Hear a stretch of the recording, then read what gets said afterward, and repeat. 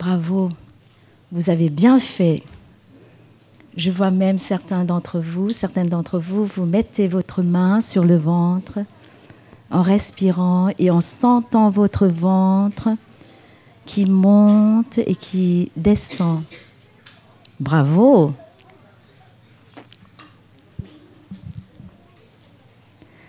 Chère taille respectée, chère famille.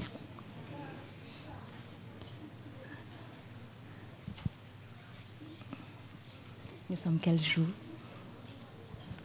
Aujourd'hui, nous sommes le dimanche 13 juillet l'an 2025 et c'est le premier enseignement en français. Les francophones, vous êtes contents?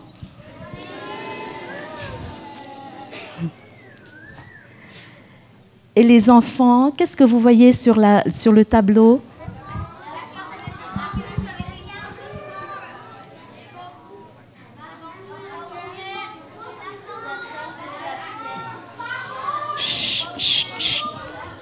Une personne à la fois. Est-ce que vous voulez vous approcher près du tableau pour bien voir? Surtout vous qui êtes là-bas, vous pouvez vous approcher là.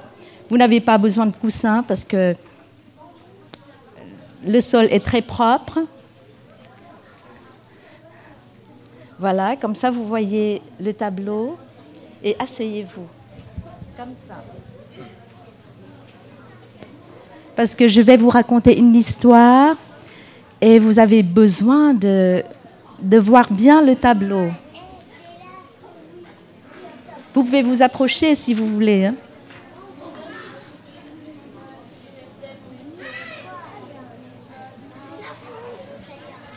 Et qu'est-ce que vous voyez sous le tableau? La France. Et où est-ce qu'on est? Tu veux nous montrer? Sur le cœur. C'est où? C'est le village des pruniers. C'est là où nous sommes. Bon, vous pouvez vous asseoir. Asseyez-vous. Je vais vous raconter une histoire que beaucoup de frères et sœurs au village des pruniers, nous connaissons cette histoire et nous aimons beaucoup cette histoire. Et l'histoire, c'est ce qui s'est passé en France.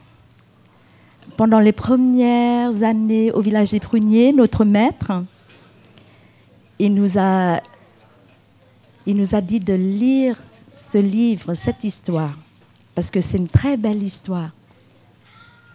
Vous vous rendez compte, c'est un maître zen, Thaï, qui nous a dit de lire cette histoire. Alors, elle doit être très belle, très bonne, n'est-ce pas? Est-ce que vous avez envie d'entendre l'histoire? Oui. Et l'histoire s'est passée dans le département Alpes-Provence. Alpes-Provence. Qui sait où ça se trouve? Les Alpes.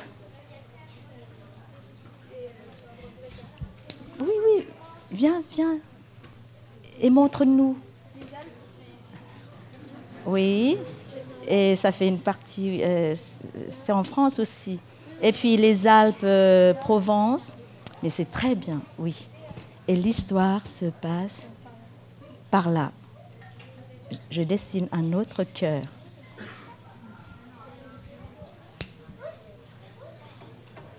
Et c'était en à peu près 1911-1910. Et cette région était très, très sèche. Qui est-ce qui a été dans cette région? Oui. Est-ce qu'il fait chaud? Il fait très chaud? Non. En hiver, il fait froid, oui. Et dans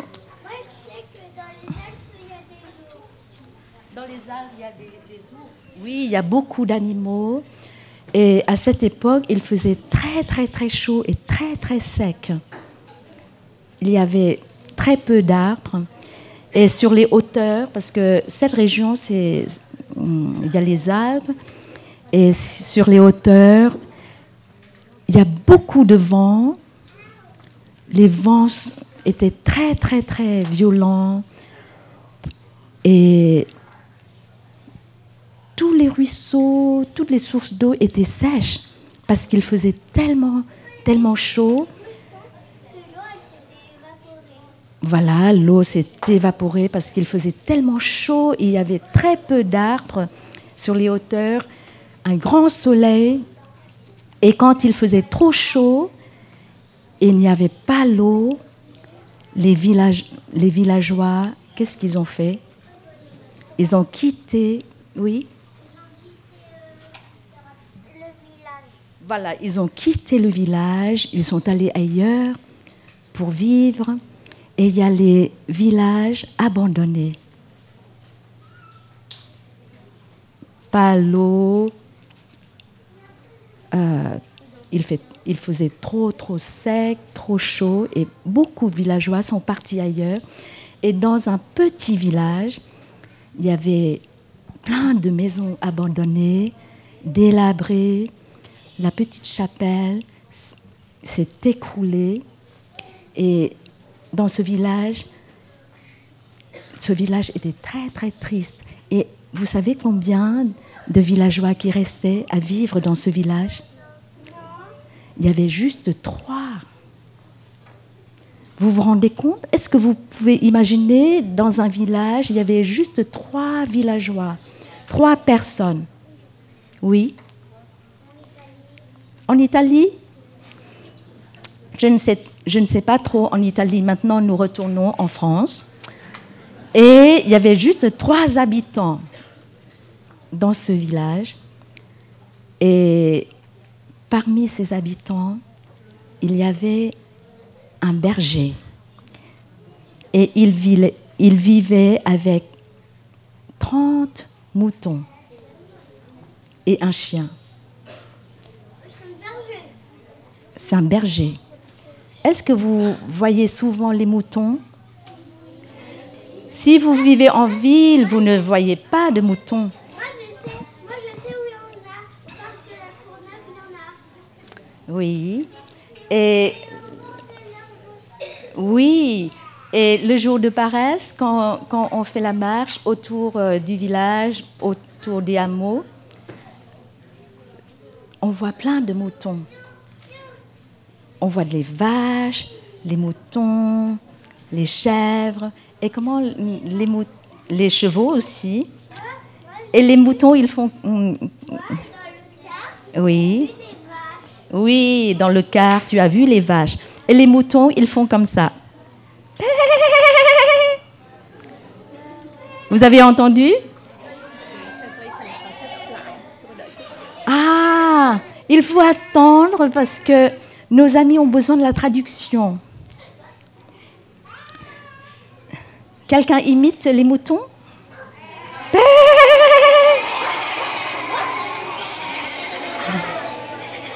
Bon, ça y est. Bon, on a compris.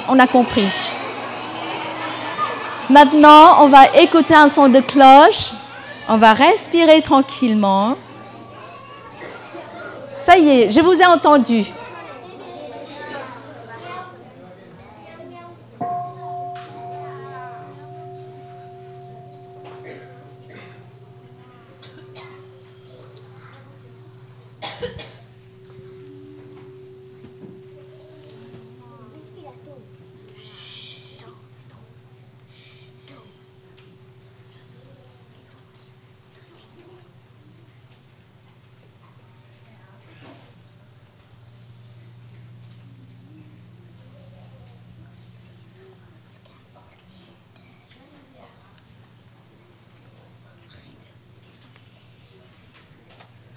It's okay?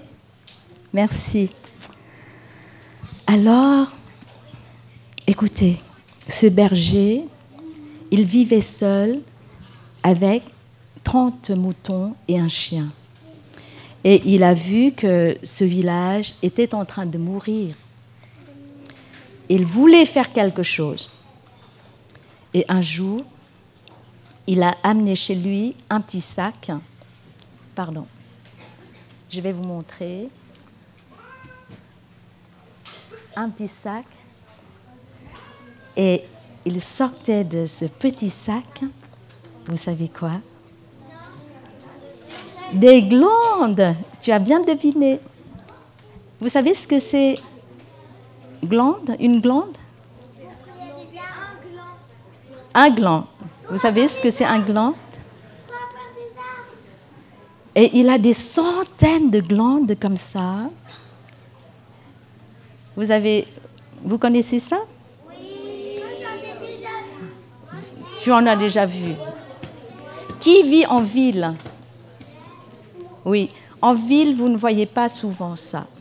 Mais au village des Pruniers, vous en voyez plein. Et hier, pendant la marche méditative, j'étais en train de marcher tranquillement et j'ai vu, juste sous mes pieds, ces glandes. Vous savez, quand on marche lentement, tranquillement, et on fait bien attention à ses pas, on trouve des trésors. Et hier, j'ai trouvé ces glandes. Et ce berger, il avait des centaines de glandes comme ça dans son sac. Et il les a sorties. Il a choisi les plus gros, les plus grands. S'il y a une petite fente, il laisse à côté. S'il est tout petit, il laisse à côté. Il fait le triage et il prend seulement les plus gros, les plus forts. Et puis le lendemain, il est allé sur la colline et il avait une tringle de fer long et gros comme ça. C'est comme une barre, voilà. Une barre de fer grosse comme ça et d'1,5 mètre. Et il a creusé. Il a fait un trou et dans chaque trou, il a mis un gros glande dans le trou et puis il a rebouché le trou. Il voyait que le village était en train de mourir et donc il voulait vivifier le village en plantant des chênes. Et il a passé 3 ans, tous les jours, avec ses moutons, avec son chien. Il est allé faire ça tous les jours. Et pendant 3 ans, il a semé 100 000. Il a semé 100 000 glandes. Vous vous rendez compte? Ça fait un grand espace de plusieurs kilomètres.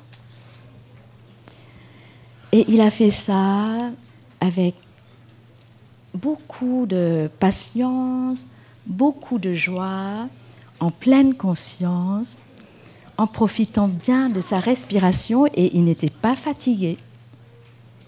Quand il était fatigué, il respirait profondément. Il s'est détendu et la fatigue est partie. Et il a pu planter 100 000 chênes en 3 ans. Qu'est-ce que tu veux dire? C'est qui il? Le berger.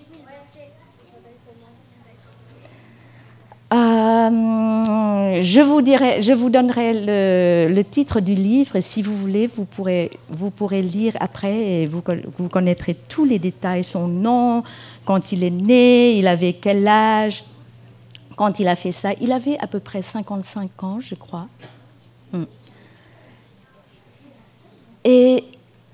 Mais vous savez, parmi les 100 000 glandes, seulement 20 000 glandes ont poussé. Quand on plante un arbre, ce n'est pas qu'on sème la graine et puis ça pousse, ça donne un arbre. Non. Il y en a même les grosses graines, ça reste dans le sol, dans la terre, et ça ne pousse pas. S'il manque l'eau, s'il manque la nourriture, la graine ne peut pas germer, ça ne pousse rien. Et parmi les 100 000 glandes, seulement 20 000 ont poussé. C'est-à-dire, si on compte 10 glandes, à partir de 10 glandes, il y avait seulement 2 qui ont poussé. Qu'est-ce que tu veux dire? Moi, une fois, j'avais planté un tournesol, on lui a mis trop d'eau et du coup, il n'a pas poussé. Ah, tu as planté des tournesols, tu vois, ce n'est pas facile. Pour que ça pousse, il faut assez de conditions. En fait, moi, j'en avais qu'un seul.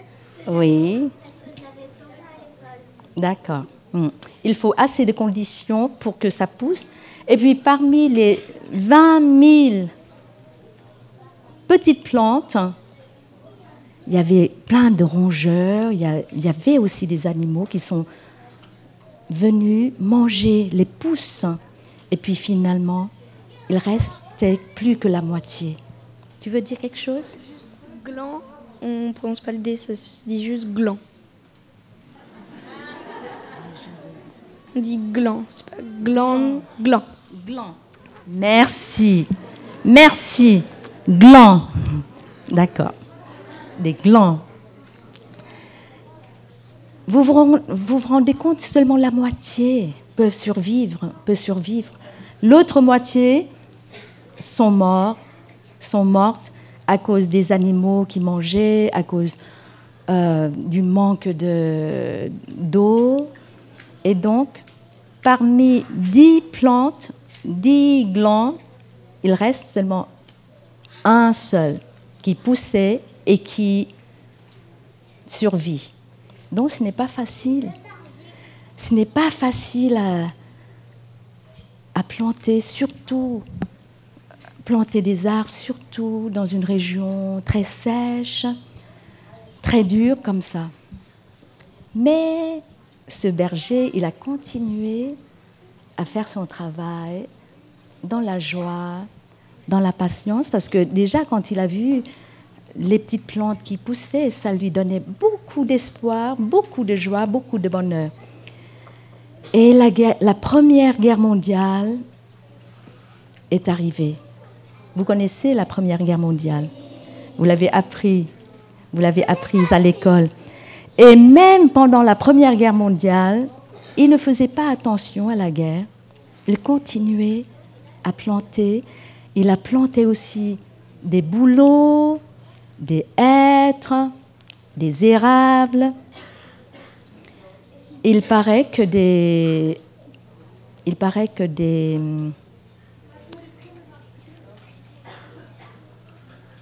hêtres ont été tous morts. Il a continué avec d'autres graines, avec d'autres plantes. Il ne faisait pas attention à ce qui se passait dans le monde, même s'il y avait la guerre.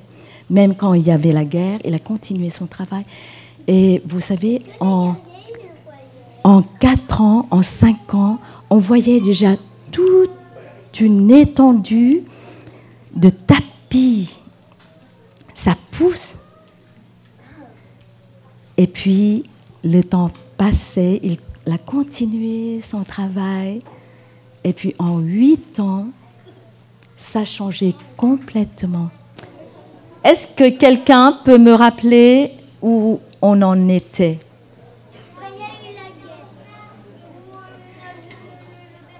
Oui, le berger, il y a eu la Première Guerre mondiale et il ne faisait pas attention à la guerre. Il a continué à planter les arbres, les chênes. Et doucement, il y a un changement. Dès qu'il y a les arbres, il y a un grand changement. Tout au début, les chênes poussaient et arrivaient à cette hauteur.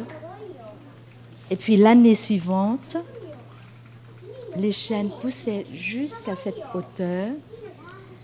Et puis les plantes grandissaient. Et les chênes sont devenus encore plus grands que le berger.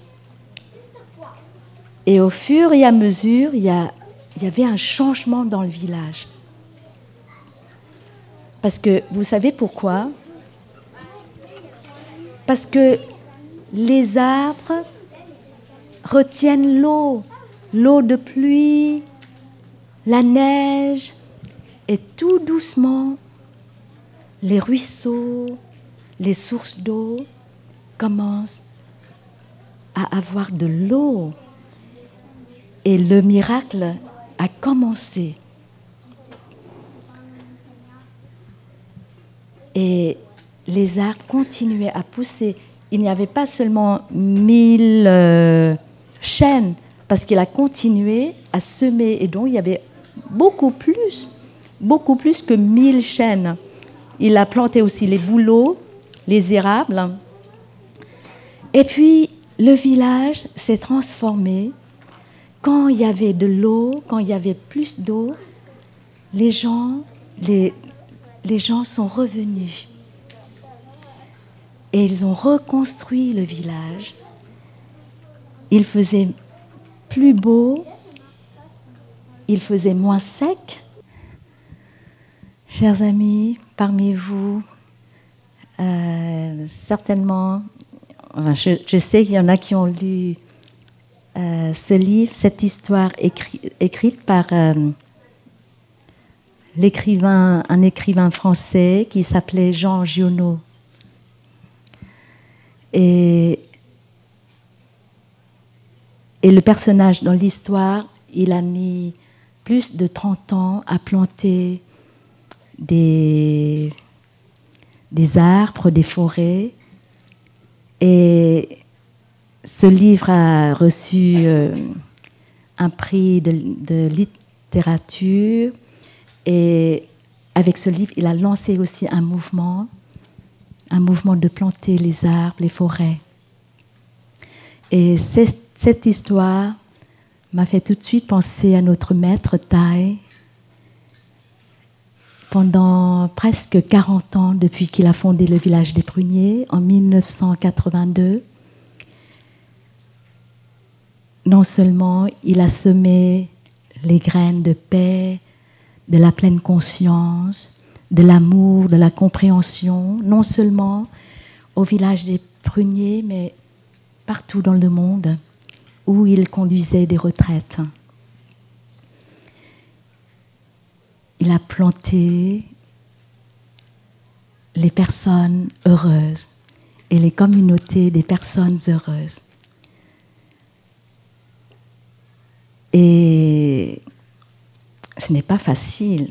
C'est beaucoup plus difficile que planter les arbres et les forêts, n'est-ce pas? Les arbres ne résistent pas ou ne... les arbres n'ont pas beaucoup d'énergie d'habitude comme nous. Et donc, le travail de Thay, de notre maître, a été encore plus difficile que ce berger. Et comme ce berger, Thay a rencontré beaucoup de difficultés.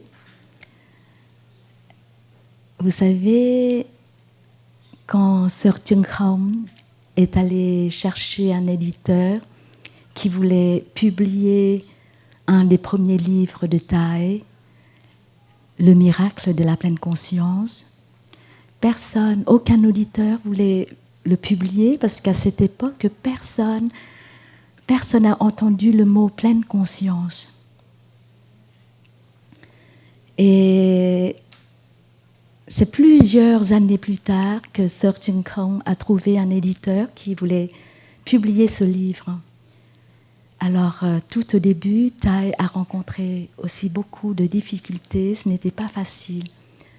Aujourd'hui, nous avons les forêts, les communautés partout dans le monde. Et notre maître a mis beaucoup d'années. Et comme ce berger, avec beaucoup de patience, beaucoup d'amour, beaucoup de compréhension.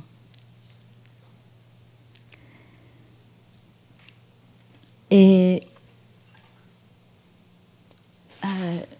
chacun, nous tous, nous ne sommes pas les arbres, mais nous sommes comme les arbres. Nous avons les racines, nous avons un tronc, nous avons le feuillage, nous produisons les fleurs, les fruits. Et pour qu'un arbre soit robuste, fort, en bonne santé, vous savez tous que ses racines sont bien enfoncées dans la terre, dans le sol. Plus les racines sont nombreuses et fortes, plus l'arbre est robuste. Nous aussi, nous avons les racines, mais chaque fois quand nous sommes en colère avec une de nos racines, nous voulons arrêter de voir cette racine, nous voulons couper toute relation avec cette racine. Et si nous continuons à couper la relation avec de plus en plus de racines, à un moment, nous ne pouvons plus survivre.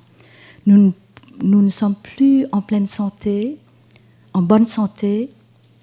Nous pouvons tomber malades, physiquement et mentalement. Nous avons les racines principales et puis les racines secondaires. Et une de nos racines principales, c'est nos ancêtres génétiques.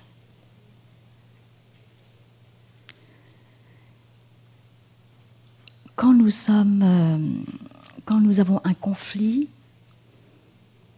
avec nos parents ou un de nos parents, c'est tellement difficile. Et nous ne savons pas quoi faire, alors c'est mieux de ne plus voir cette personne. Je n'ai rien à voir avec cette personne. Et nous voulons couper tout lien avec cette personne. Alors c'est exactement comme si nous voulions couper une racine. Et quand nous coupons cette racine, nous devenons plus faibles.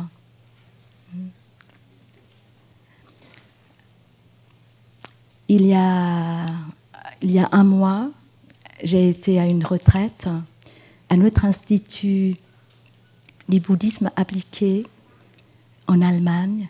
On avait une retraite pour les moines et les moniales temporaires pendant une semaine. Il y en a beaucoup qui aiment devenir moines et moniales, mais qui ont une famille, qui ont un travail, et donc qui ne peuvent pas devenir moines et moniales. Et là-bas, ils ont organisé une retraite pour ceux qui veulent être moines ou moniales juste pendant une semaine. Et il y en a beaucoup qui se sont inscrits. Et parmi nous, ici, il y en a 2, 3 qui ont participé à cette retraite. Et à la fin de la retraite, un moine, un ancien moine, a partagé avec nous. Il était le moine le plus âgé, il avait 73 ans. Et il était en larmes après la cérémonie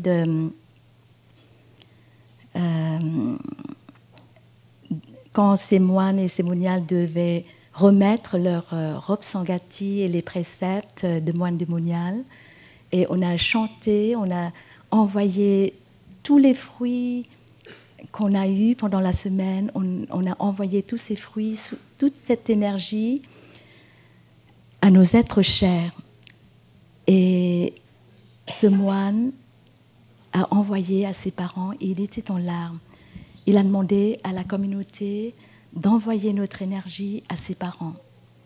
Et puis après la cérémonie, dans la matinée, on s'est assis ensemble et il a partagé que la veille, il a eu un rêve. Quand il était petit, il est allé à la mer avec son père. Et son père était un très, très bon nageur. Et donc, son père voulait lui apprendre à nager. Et il a essayé de nager et à un moment, son père l'a amené un peu plus loin dans la mer. Et à un moment, il s'est noyé. Et il est très traumatisé à cet instant. Mais bien sûr, son père l'a attrapé. Mais l'instant, quand il avait du mal à respirer et qu'il croyait qu'il allait se noyer, il était très fâché avec son père. C'est à cause de toi que j'ai failli mourir. Et dans cet instant très court du traumatisme, il est très en colère avec son père. Et cette colère est restée en lui. Il pensait que son père, à cause de son père, il a failli mourir. Et il a porté cette blessure pendant des années. Et ce matin-là, il nous a raconté que la veille, dans un rêve, il a vraiment senti qu'il était dans les bras de son père. Les bras d'amour, les bras protecteurs, toute une énergie d'amour et de protection. Il était baigné, il était vraiment, il a senti cette énergie. Et puis, ça l'a rendu tellement heureux, tout de suite, il a compris que oui, son père, il était toujours comme ça, il l'aimait, il le protégeait. Et cette énergie d'amour était plus forte et a transformé le traumatisme en lui. Il était réveillé, il était tellement heureux de sentir encore cet amour, cette énergie. Et puis il a pensé à sa maman. Pendant son enfance, il voulait toujours avoir un petit chien, un chaton à la maison, mais sa mère était très ferme. Elle ne voulait pas de chat ni de chien dans la maison. Mais il a compris que, avec la pratique, il a compris que sa mère, dès son jeune âge, elle a traversé les traumatismes aussi avec la perte de sa maman, de son père, de ses proches. Et elle avait très très peur de la mort, de la perte des êtres chers. Et c'est pour ça, pas question d'avoir un chien ou un chat dans la maison. Parce qu'elle savait que le chat ou le chien allait mourir avant elle, avant les enfants, et elle ne voulait pas confronter encore la perte d'un être cher. Et quand ce moine, cet ancien moine a compris ça, il a senti beaucoup d'amour pour sa maman et il a senti aussi l'amour de sa maman pour lui. Il a compris les difficultés, la souffrance de sa maman. Et puis en larmes, il nous a dit que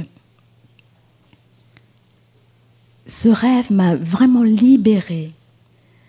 Et j'ai compris que si je n'arrive pas à recevoir l'amour de mon père, de ma mère, je ne peux pas recevoir l'amour des autres personnes.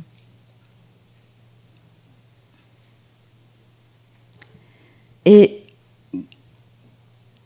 après cette libération, il a reçu l'amour de plein d'autres personnes. Il avait l'impression de recevoir l'amour de tout le cosmos entier. Et le traumatisme ou bien une croyance, les pensées telle ou telle pensée, pendant des années, pendant plus de 60 ans, toutes ces pensées l'ont empêché de recevoir l'amour de ses parents. Et ce moment de compréhension l'a complètement libéré. Avant, c'est comme s'il y avait une bâche qui l'entourait, qui l'empêchait de recevoir l'amour. Et ce moment libérateur, il a pu vraiment retirer toute la bâche. Et là, tout à coup, il a reçu tant d'amour.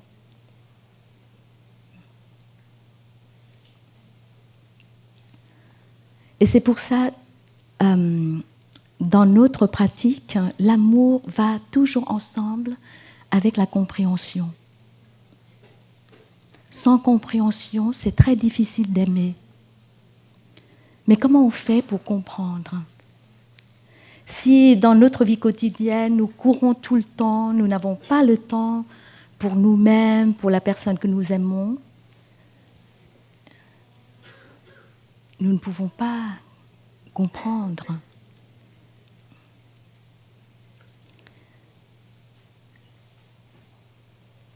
Et nous avons une racine principale qui est la racine de nos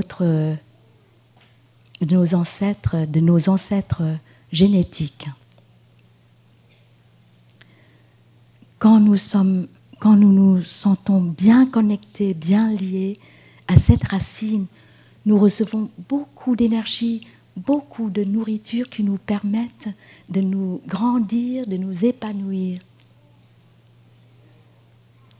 Dans le bouddhisme, nous apprenons plusieurs sortes de nourriture. La nourriture comestible que nous mangeons avec la bouche fait partie d'un tout petit aspect. Nous mangeons 3 repas, nous avons 3 repas, ou même si nous avons encore le goûter ou le snack, nous avons juste 5-6 fois à manger. Mais nous avons d'autres sources d'aliments que nous mangeons, que nous ingérons à travers nos organes des sens. Nous recevons les images, nous écoutons les histoires, et puis notre mental reçoit aussi les pensées. Et cette consommation est permanente, 24 heures sur 24. Même dans le sommeil, notre conscience du tréfonds, notre conscience profonde, continue avec les images, avec les sons que nous avons ingérés dans la journée. Et cette consommation de nourriture est permanente.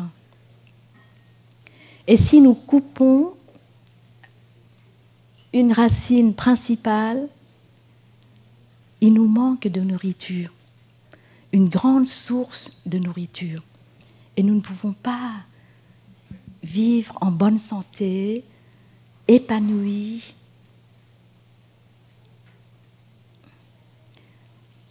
Dans la semaine, dans chaque hameau, nous aurons une session de la pratique du nouveau départ. C'est pour nous réconcilier, pour nous relier avec cette racine principale, avec nos parents, avec nos ancêtres génétiques, avec notre famille génétique.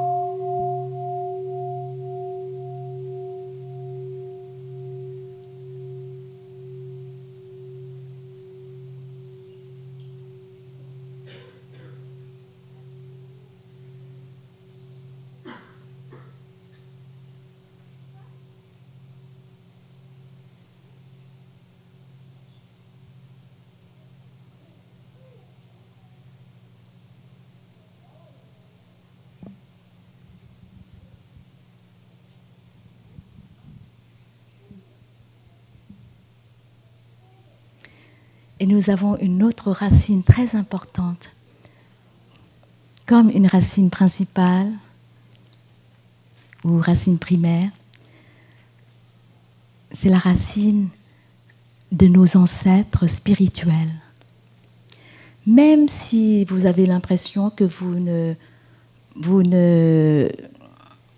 n'appartenez pas à vraiment une tradition spirituelle, mais nous avons tous nos ancêtres spirituels. Le fait que nous sommes ici montre que nous avons nos ancêtres spirituels qui nous ont transmis les graines. C'est pour ça que nous sommes ici. Et dans le partage du Dharma avec ma famille francophone, il y en a qui ont partagé que ils ont compris que la spiritualité est tellement importante. Ce n'est plus une option, mais une nécessité pour leur vie. Et si nous avons une soif de la beauté, de la bonté, de la vérité, c'est parce que nous avons reçu les graines de valeurs éthiques de nos ancêtres spirituels. Nous n'avons pas besoin de savoir nos ancêtres, s'ils étaient chrétiens ou bouddhistes ou juifs ou musulmans. Nous n'avons pas besoin de savoir. Le fait que nous avons cette soif de beauté, de bonté, de vérité, cela signifie que les graines spirituelles en nous sont très fortes et nous les avons reçues de nos ancêtres spirituels et aussi de nos ancêtres génétiques. Parfois, les ancêtres génétiques et spirituels sont les mêmes. Et parfois, nous sommes en colère avec certains ancêtres, certains de nos ancêtres spirituels, et puis nous voulons couper lien avec notre tradition spirituelle. Mais si nous regardons profondément, peut-être nous sommes en colère avec les personnes qui ont reçu les graines et très maladroitement, ces personnes n'ont pas su comment transmettre ces graines. La tradition spirituelle n'a rien à voir, mais ce sont les personnes qui ont reçu et qui ont transmis. Elles n'ont pas fait un bon travail. Et c'est pour ça que nous sommes en colère avec nos traditions. Mais si nous regardons profondément, il ne faut pas mélanger. Toute tradition spirituelle va vers la beauté, la bonté, la vérité. Et quand nous sommes en lien étroit, quand nous ressentons la présence de nos ancêtres spirituels, c'est-à-dire nous nous sentons bien liés, connectés à eux, nous recevons beaucoup d'énergie. Nous recevons beaucoup de nourriture. Si vous voyez que les moines, les moniales, pendant cette retraite, nous avons beaucoup à faire, mais nous avons aussi beaucoup d'énergie, c'est grâce aussi à l'amour, à la connexion, parce que nous sentons très bien la connexion, notre connexion avec notre maître, avec nos ancêtres spirituels. Et souvent, rien que de penser à nos ancêtres spirituels, nous sentons beaucoup d'énergie. Nous pouvons toucher une source d'amour, une source d'énergie. C'est vraiment une source de nourriture pour nous.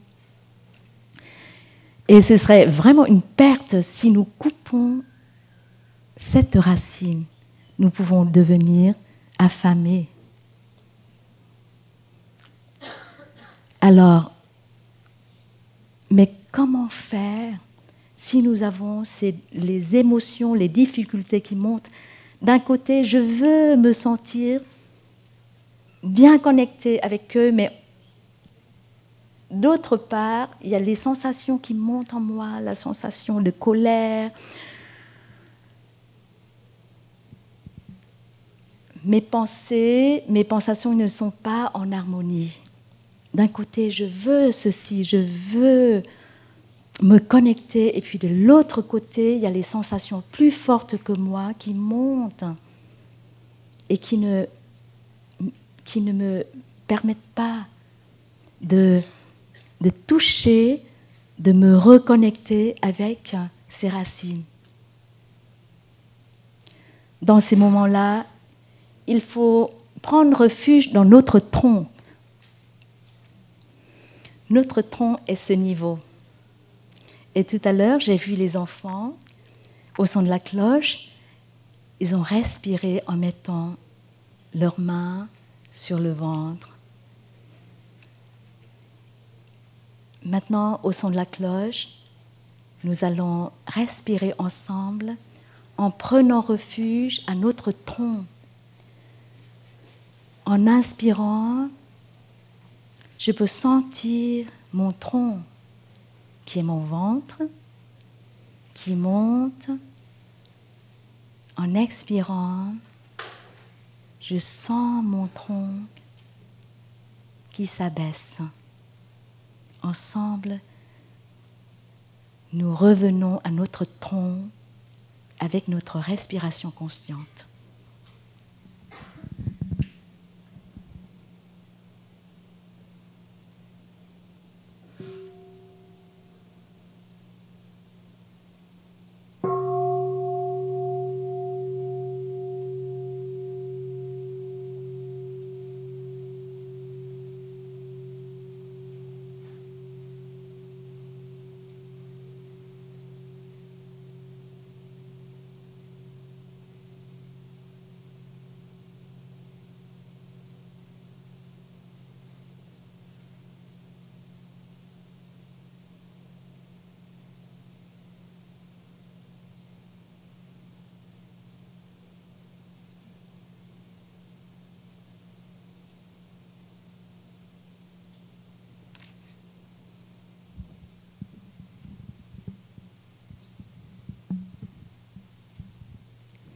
Vous savez, les frères et sœurs qui sont avec les ados, avec les enfants, nous avons vu les miracles.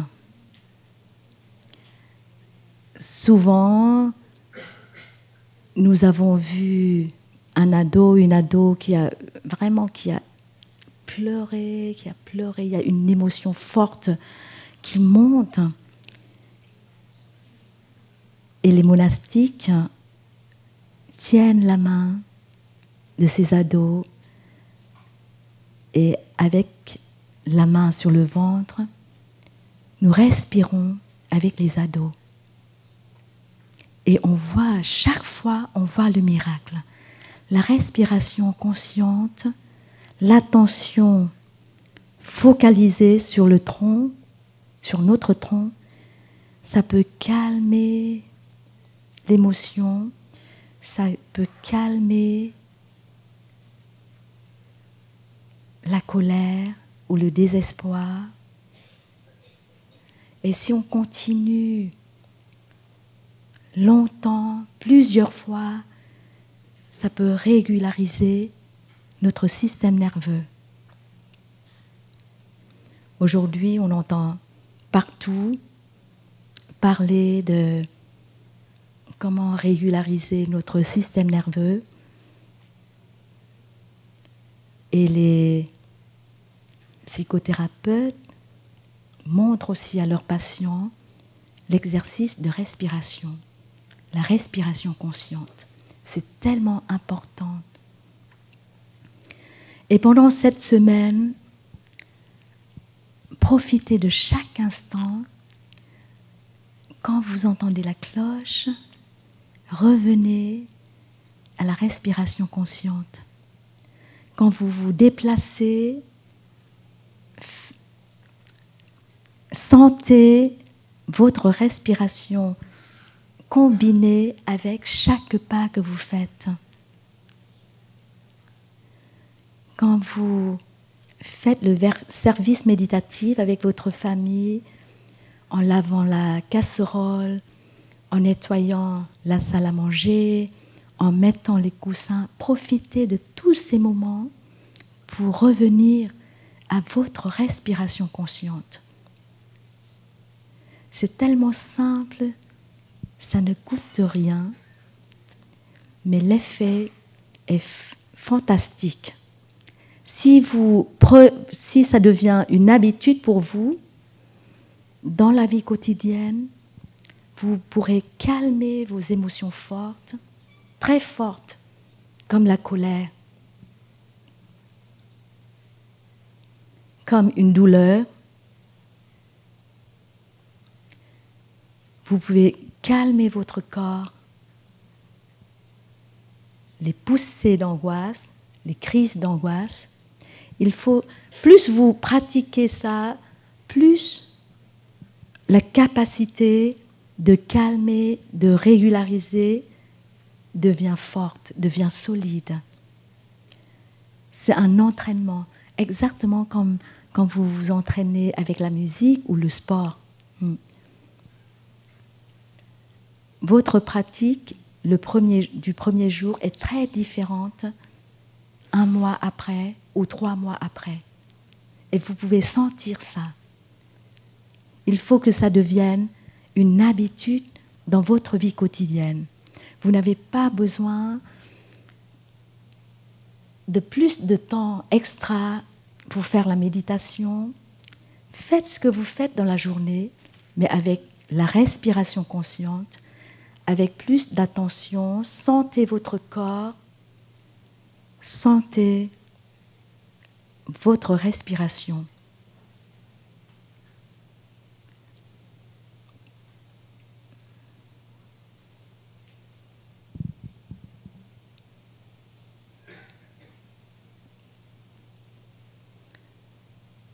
Et nous sommes comme une plante, nous avons aussi un feuillage. Et tous les ans ou tous les 2 ans, il faut tailler les branches, les feuilles. Quand l'arbre est très touffu, il faut tailler, surtout les fruitiers.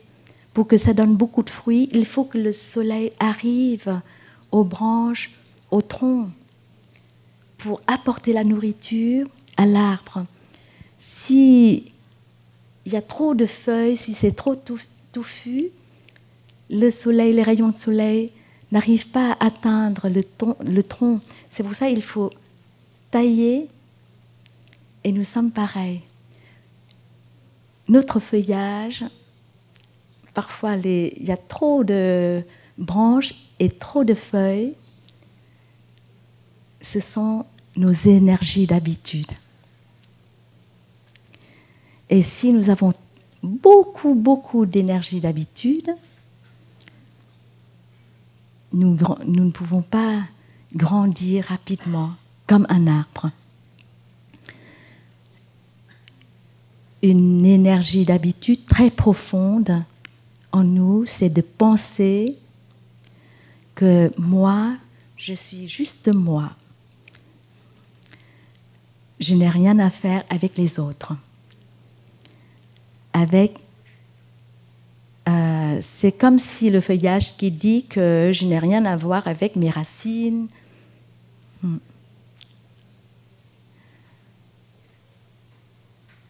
Vous savez, dans tous les hameaux, il y a les bambous. Le hameau du haut, du bas, nouveau, il y a toujours les bambous, partout. Et nous voyons les bambous comme ça et nous croyons qu'il y a beaucoup de bambous. Mais vous savez, au printemps, il y a des jeunes pousses de bambous qui montent. Parce qu'en dessous, sous terre, tous ces bambous ont des racines. Les racines sont entrevêchées. Et si on laisse pousser ça, et si ces pousses de bambou grandissent et deviennent les gros bambous, on peut croire que c'est un autre bambou. Mais au fait, c'est la racine de ce bambou qui a poussé, puis qui monte dans l'air. Et on croit que ce sont des bambous séparés, mais au fait, c'est le seul bambou, c'est un seul. Et puis, le plus grand bambou vieillit et tombe, ça devient jaune d'abord. Les feuilles tombent, et puis ce bambou, on dit que ce bambou est mort. Et puis on pleure, on est triste, on croit que ce bambou disparaît, il est mort. On est très triste, on souffre, mais c'est parce qu'on ne sait pas que tous ces bambous, ce bambou est aussi la continuation de celui-ci. Et on souffre pour rien. On croit qu'ils sont séparés, chaque bambou est un bambou séparé sans savoir qu'ils sont tous de la même racine. Ce bambou est aussi celui-ci. Quand celui-ci est tombé, celui-ci continue à grandir. C'est une partie. Ça fait partie de ce bambou qu'on appelle mort. C'est une autre partie. Et ça continue à grandir, à grandir.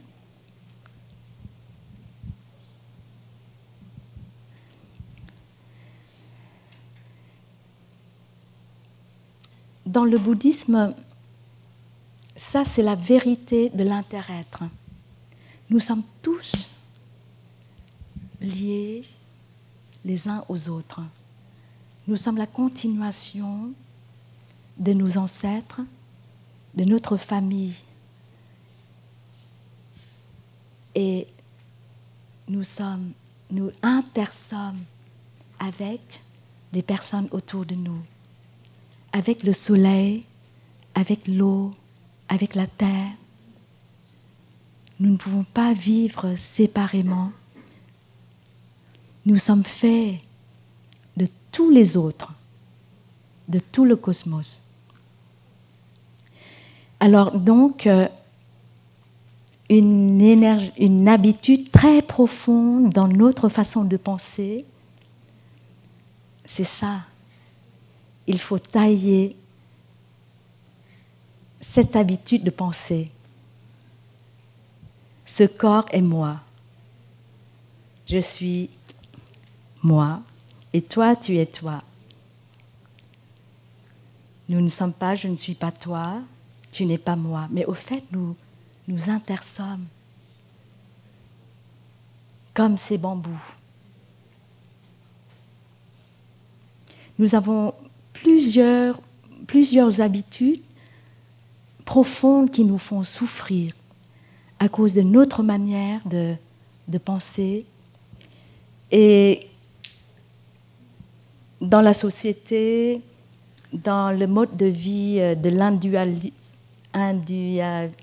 l'individualisme, ça n'arrose pas les bonnes graines de sagesse en nous. Et depuis notre enfance, quand on va à l'école, dans la société, les personnes autour de nous n'arrêtent pas d'arroser la graine d'individualisme en nous. Et c'est pour ça, c'est normal, nous avons cette habitude de penser qui nous fait souffrir. Et quand quelqu'un meurt, quand ce bambou meurt, nous souffrons sans savoir que ce bambou continue à vivre.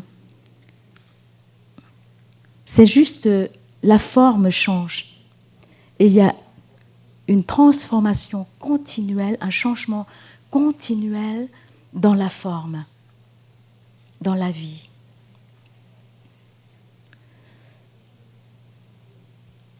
Et puis une autre habitude de penser, la croyance, la pensée de la permanence. Tout change, tout est impermanent, mais nous pensons que cette personne est toujours la même et nous n'acceptons pas les changements. Nous ne supportons pas les changements. À chaque instant, toute chose change et nous ne voyons pas quand ça change. Et quand il y a un changement, un grand changement subi, et nous ne supportons pas.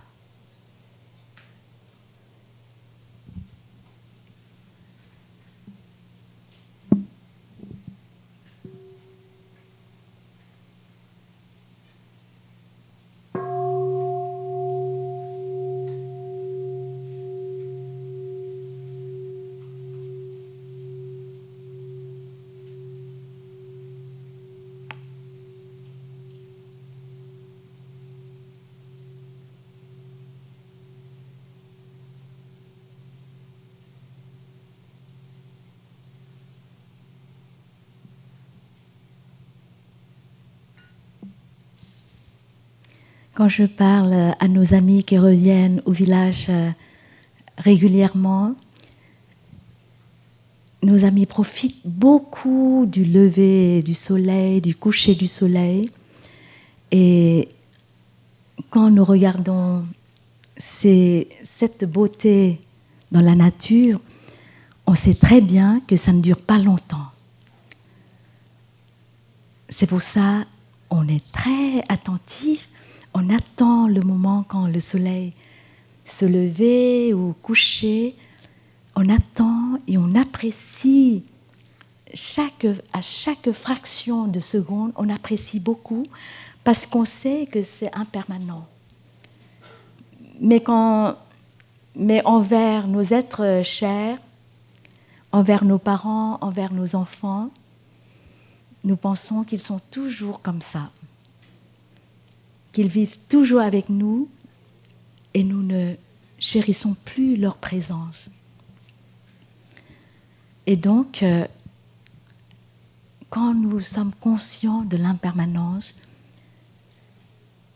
des personnes qui vivent avec nous, nous savons chérir leur présence. Comme quand nous savons comment chérir les levées du soleil ou les couchers du soleil.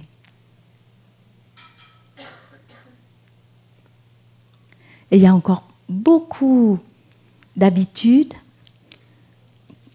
l'habitude de croire que moi je sais tout, je comprends tout, c'est mon enfant, c'est moi qui l'ai mis au monde. Je peux lire ses pensées, je le comprends mieux que lui-même, il se comprend. Et quand nous avons cette croyance, nous ne cherchons plus à comprendre et nous n'écoutons plus. Et hier, quand sœur Annabelle, quand sœur Thiengde vous a parlé du noble chemin octuple, il y a la parole juste. Pour avoir une bonne relation avec les membres de la famille, il faut la parole juste. Mais pour avoir la parole juste, il faut l'écoute profonde. Si on écoute profondément, si nous savons que mes enfants grandissent, mes enfants sont les êtres vivants, sont impermanents, leurs pensées, leurs sensations, leur corps changent continuellement, il faut les comprendre. Alors avec curiosité, j'écoute mes enfants attentivement pour les comprendre. Et en écoutant profondément, attentivement, on peut comprendre et on peut aimer. Et quand on comprend les difficultés de l'autre personne, naturellement, on ressent beaucoup d'amour et la parole devient la parole aimante. On n'a pas besoin de faire beaucoup d'efforts pour parler avec la parole aimante ou la parole juste. Il suffit de nous ralentir pour écouter profondément, pour écouter attentivement, pour regarder profondément, et puis nous comprenons mieux. Et quand nous comprenons mieux, nous aimons mieux. Alors, une habitude de penser à transformer, comme pour tailler les branches et les feuilles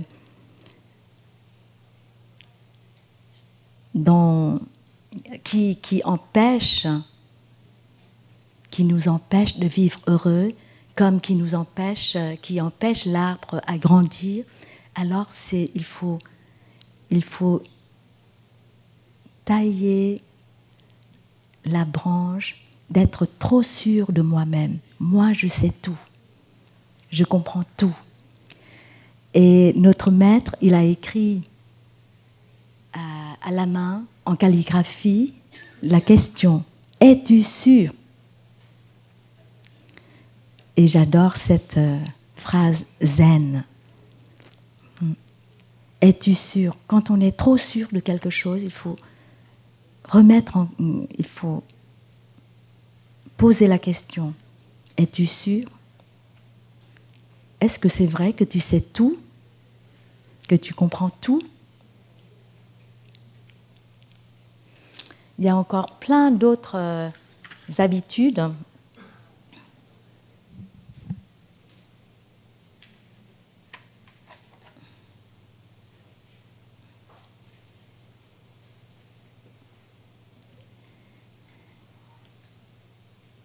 Et quand l'arbre est bien taillé, ça donne beaucoup de fleurs, beaucoup de fruits.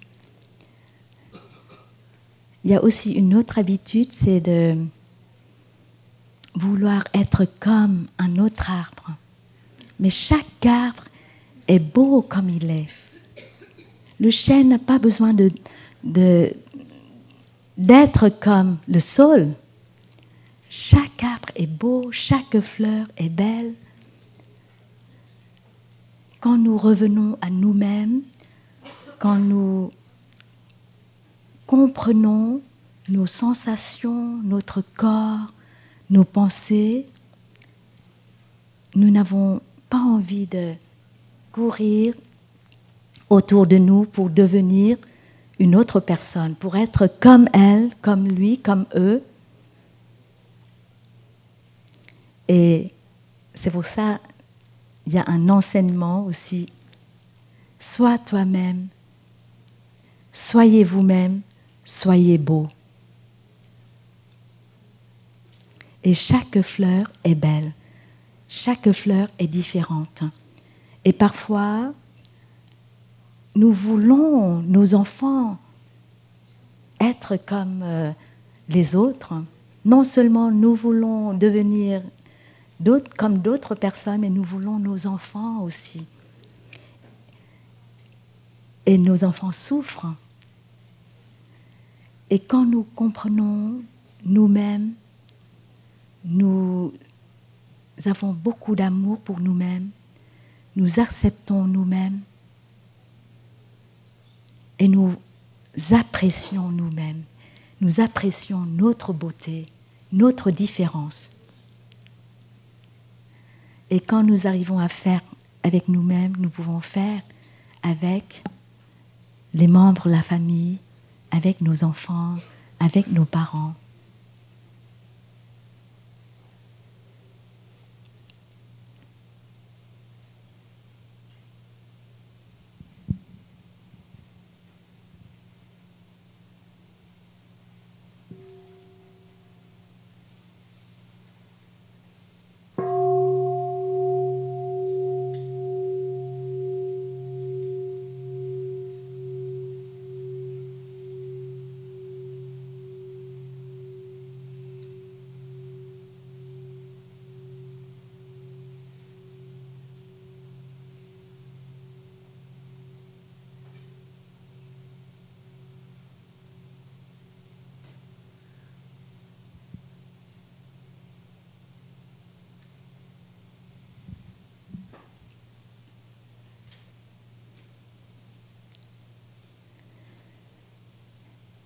Et le berger qui plantait des arbres, il ne plantait pas les arbres séparés loin des uns des autres, mais il plantait des forêts.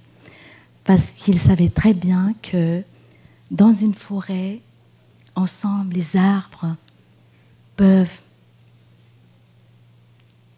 vivre mieux, ils peuvent se protéger. Les petits arbres sont protégés par les grands arbres. Les grands arbres sont protégés aussi par les petits. Et ensemble, ils peuvent grandir mieux, ils ont plus de chances de survivre. Et quand ils sont ensemble, il y a beaucoup d'animaux qui peuvent venir prendre refuge en eux. Il y a plus de biodiversité. Et notre maître, il a vu ça aussi. En communauté, nous pouvons maintenir, continuer notre pratique de l'amour, de la compréhension, de la paix, parce que nous pouvons nous soutenir. Et non seulement pour nous protéger, mais pour le bien, pour protéger les autres, et les autres peuvent venir prendre refuge dans notre communauté. Et j'ai entendu dire qu'aujourd'hui, partout dans le monde, tout le monde sait le bienfait de vivre en communauté. Et ça peut être une solution pour notre planète, vivre en communauté pour économiser l'énergie, pour nous soutenir, pour survivre. Mais dans notre communauté, nous sommes bien protégés par les directives comme les 5 entraînements à la pleine conscience, la pratique, un entraînement, vraiment les directives très claires dans l'entraînement de la pleine conscience. Quand on est en communauté et si nous ne sommes pas bien guidés par ces directives, ça peut devenir aussi le désastre aussi. Parce que quand on se rassemble, l'énergie collective est beaucoup plus puissante. Si c'est une énergie positive, une belle énergie, ça devient très puissante. Mais si c'est une énergie qui cause la souffrance et on se regroupe, alors cette énergie collective de souffrance peut se multiplier aussi. Et dans notre communauté, c'est très clair. Nous avons les directives très claires. Et toute personne qui vient ici, vous apprenez, il y aura des présentations des 5 entraînements à la pleine conscience, et puis plus tard d'autres entraînements à la pleine conscience. Et c'est pour ça que nous allons dans la même direction.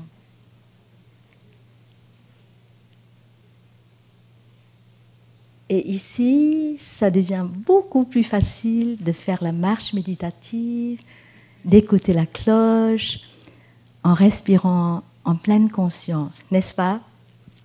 Quand vous rentrez chez vous, c'est beaucoup plus difficile, n'est-ce pas? Je vous vois hocher la tête, plein de personnes de vous qui hochez la tête. Et nous sommes à une phase, c'est comme, vous savez, c'est comme cette région de la France. Aujourd'hui, peut-être les habitants de cette région ne savaient pas que dans le passé, c'était si dur.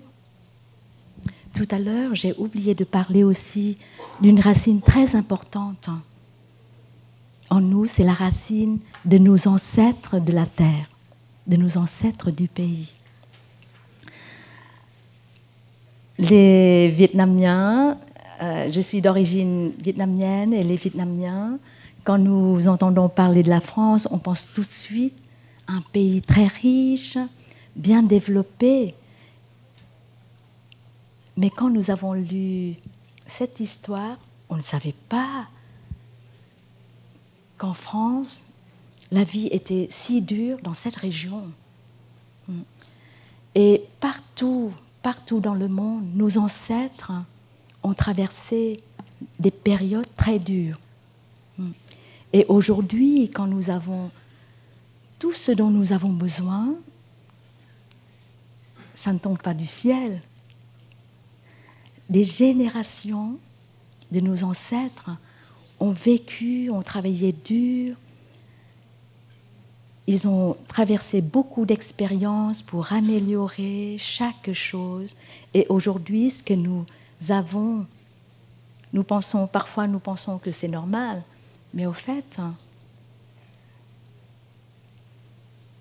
c'est grâce à nos ancêtres qui vivaient là où on vit. Avant, il n'y avait pas de pont, il n'y avait pas d'abri, il n'y avait rien. Et ils ont tout construit pour nous. Comme les habitants de cette région. Et quand nous touchons la terre, quand nous sommes en pleine conscience dans la marche pour nous mettre en contact avec la terre où nous sommes, pour mettre en contact avec toutes les générations de nos ancêtres qui vivaient sur cette terre, nous sommes pleins de gratitude. Tout ce que nous avons là, ça vient de toute la sagesse, d'expérience ou de sueur aussi de nos ancêtres de la terre. Vous savez, près d'ici, il y a une chocolaterie, Madame Guinguet. Et avant, je pensais, partout en France, il y a des chocolats, de bons chocolats, les meilleurs chocolats du monde. Les Suisses ne sont pas d'accord avec moi, peut-être. Et une fois, j'ai vu un film qui nous ont montré comment ils ont commencé. Et puis, au fil des années, ils ont appris à améliorer. Ils ont changé le goût.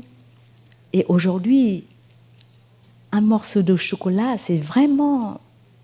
ça contient beaucoup d'expérience de plusieurs générations. Et les boulangers, ils n'ont pas de moyens pour faire un film comme ça, pour nous montrer de génération en génération comment ils ont appris, ils ont amélioré leurs recettes, ils ont transmis leur savoir de génération en génération. Aujourd'hui, nous apprécions de plus en plus les artisans, les boulangeries artisans, parce que maintenant, dans les grandes villes, il y a les produits congelés. Et c'est pour ça, quand on va acheter à une boulangerie, on cherche le mot artisan pour être sûr qu'ils sont frais, ces baguettes, ces pains sont frais. Et de plus en plus, on apprécie tout ce qui est fait des artisans, parce qu'on comprend que ce n'est pas facile. Ce n'est pas facile et il y a des générations de générations. Et si on ne fait pas attention, on peut perdre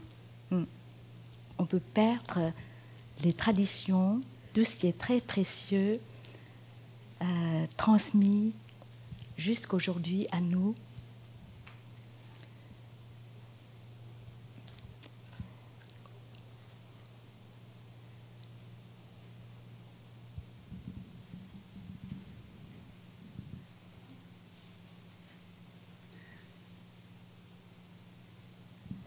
Et les habitants,